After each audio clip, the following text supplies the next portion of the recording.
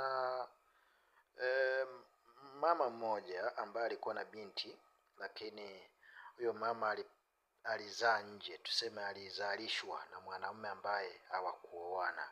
Sasa baada ya hapo, yule mtoto wake wa kike akawa amekuwa, akawa binti. Akamuuliza, baba yangu yuko wapi? Alichomjibu akamwambia, baba yako alishafanyaje? Alishakufa na yuko tena duniani. Sasa binti akaamini kwamba baba yake alishatangulia mbele yake. Kumbe ni kulingana na jinsi ambavyo walivurugana, ile tumaini la upendo likawa limepotea. Kwa hiyo hayo majibu huyo mama alimpa huyo binti kwa sababu tu ya chuki zao ambazo ziliwafanya watengane, yani wasiweze hata kuoana. Akawa amemjibu hivyo. Sasa miaka ikazidi, ikaenda ikarudi, ikaenda, akafikia umri ambao ni wa kujitambua, ameshakuwa matured, ameshakuwa binti miaka ya kutosha tu 19, 20 na ngapi humo. Sijajua alikuwa na miaka mingapi, lakini kwenye 20 hapo na kuendelea. Akawa ameenda mkoa mmoja kikazi, akaenda kutafuta kazi na akabahatika kupata kazi. Sasa sehemu ambako alipata kazi, nakumbuka alienda kufanya kazi za ndani, na kupitia hiyo kazi za ndani, pale ambapo alienda kufanya kazi za ndani, ni baba yake mzazi ambaye alimzaa. Na kulingana na tabia ambayo alikuwa nayo baba yake, ndio maana hata akamzalisha mama yake na akashindwa kumuoa. Yule binti alipoenda pale, yule baba akawa amemtamani na wakashiriki yale mambo yao. Sasa siku moja yule binti akawa amenogewa, kwa sababu ameona hata na fungu lipo kwamba kuna vitu anaweza akaja akavirithi hapa, magari na vingine, kwa sababu ni vitu ambavyo vinadanganya sana ulimwengu wa nyakati tulizonazo. Mabinti wengi wanachanganyikiwa ukiwaambia nitakupa gari, nitakununulia sijui nini, nitakupa fedha za kutosha.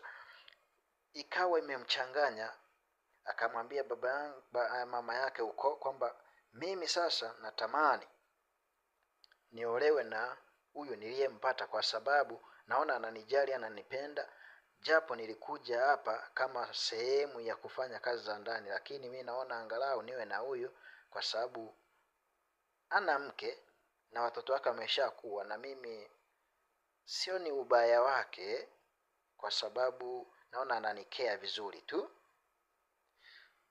japo kiumri ananizidi mbali sana, lakini mimi sijali. Mabinti wanapenda kusitumia kama msemo kwamba I don't care. Sawa. Sasa mama yake akamwambia, hebu nitumie picha yake hiyo kwenye WhatsApp nione angalau, usije ukaolewa na lizee eti kwa sababu eti unatafuta pesa. Baada ya kutuma pesa na kutuma ile picha kwenye WhatsApp, yule mama wa yule binti waliokuwa karibu ndo alijua kilichoendelea.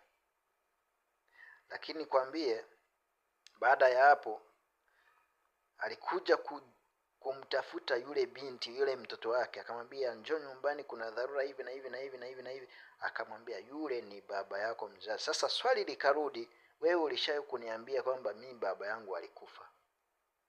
Kwa hiyo binti akaona kabisa huyu mama anatengeneza mchongo wa kwamba mimi nishindwe kupata hizi pesa, au na yeye kamuelewa ili waje waoane.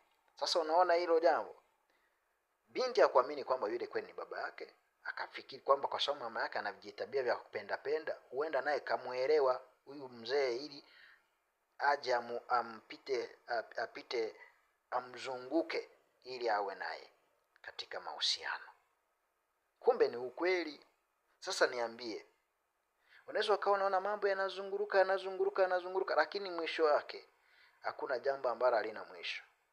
Kila kitu kipe muda, na kila kitu mshirikishe Mungu, majibu yapo. Hakuna kitu ambacho kilishawahi kufanyika chini ya jua kikakosa majibu. Kwa hiyo huu ni ujumbe ambao nimewaachia wale ambao huwa mnapenda kuuliza maswali kama hayo, na sana sana kuna mabinti wengi ambao nakutana nao wananiuliza hivyo kwamba kuna sijui mwenzetu amefanya hivi na hivi, sasa nafanyaje? na kuna wamama ambao wanasema mimi siwezi kumwambia mtoto wangu kwamba baba yako ni fulani, wakati mimi ndio niliyemsomesha alipotelekezwa mpaka chuo kikuu, mimi ndio niliyemsomesha. Jua itakugharimu, nakwambia itakugharimu. Ni bora umweke wazi, hata kama baba yake nyinyi ugomvi wenu, yeye alikuwa ni mtoto mchanga, hayajui wala hawezi akashtushwa na jambo lolote, kwa sababu hayamuhusu. Kwa hiyo tengeneza, waweke karibu yeye na mzazi wake. Hayo mambo yenu ambayo ni yaliyowafanya muachane hayamuhusu mtoto. Sijui mmenielewa nyinyi mabinti. Haya, mimi niwaache hivyo.